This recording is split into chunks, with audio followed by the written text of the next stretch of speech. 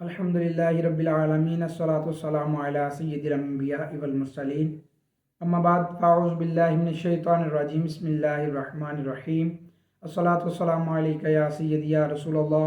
وعلی آلک واصحابک یا حبیب اللہ۔ محترم ناظرین و سامعین، السلام علیکم ورحمۃ اللہ وبرکاتہ۔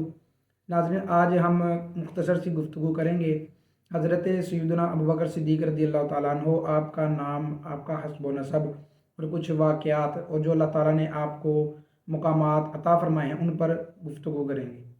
حضرت ابوبکر صدیق رضی اللہ تعالیٰ عنہ کی ولادت باسعادت کے بارے میں حضرت علامہ ابن حجر عسقلانی رحمۃ اللہ تعالیٰ علیہ فرماتے ہیں کہ تقریباً واقعہ فیل کے 2.5 سال بعد 572 عیسوی میں آپ پیدا ہوئے، اور آپ رضی اللہ تعالیٰ عنہ کے والد کا نام حضرت عثمان تھا جو ابو قحافہ کی کنیت سے مشہور تھے،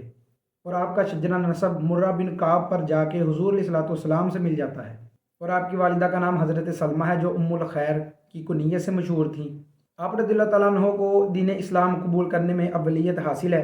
اور آپ کا شمار ان صحابہ کرام میں ہوتا ہے جنہوں نے ابتدا میں ہی حضور علیہ الصلوۃ والسلام کی دعوت پر لبیک کہا۔ آپ رضی اللہ تعالیٰ عنہ نے اسلام قبول کرنے کے فوراً بعد ہی اپنا سارا مال، اپنی جان و مال، سب کچھ راہ خدا میں وقف کر دیا۔ آپ رضی اللہ تعالیٰ عنہ کو یہ ایک اعزاز بھی حاصل ہے کہ آپ رضی اللہ تعالیٰ عنہ کی تقریباً 4 نسلیں صحابی رسول تھیں،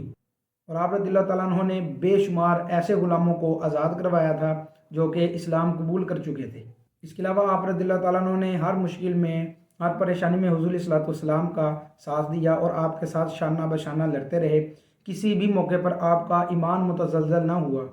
آپ رضی اللہ تعالیٰ عنہ کو یہ ایک بڑا اعزاز حاصل ہے کہ آپ رضی اللہ تعالیٰ عنہ واحد وہ صحابی رسول علیہ الصلوۃ والسلام تھے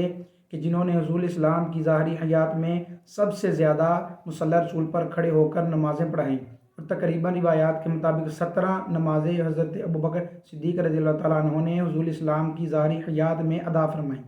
پھر آپ علیہ الصلوۃ والسلام کے پردہ فرمانے کے بعد حضرت ابوبکر صدیق رضی اللہ تعالیٰ عنہ اسلام کے پہلے خلیفہ منتخب ہوئے، اور آپ رضی اللہ تعالیٰ عنہ نے اپنے دور خلافت میں ان تمام امور کو جاری رکھا جو کہ حضور علیہ الصلوۃ والسلام کے مبارک زمانے سے چلتے آ رہے تھے۔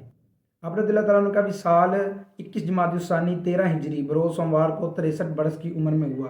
روایات کے مطابق حضور علیہ الصلوۃ والسلام نے بھی تقریباً 63 برس کی عمر میں ہی پردہ فرمایا تھا، اور حضرت ابوبکر صدیق رضی اللہ تعالیٰ عنہ نے بھی تقریباً 63 برس کی ہی عمر پائی۔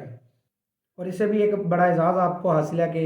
آپ تقریباً 1400 سال پہلے سے لے کر اب تک حضور علیہ الصلوۃ والسلام کے ساتھ ہی مدفون ہیں، اور قیامت تک آپ علیہ السلام کے ساتھ مدفون رہیں گے۔ قیامت والے دن بھی آپ علیہ السلام کے ساتھ ہی اٹھیں گے، اور قیامت تک جو حضور علیہ الصلوۃ والسلام کی نظروں سے مستفید ہونے والا چہرہ ہے وہ حضرت ابوبکر صدیق رضی اللہ تعالیٰ عنہ کا ہے۔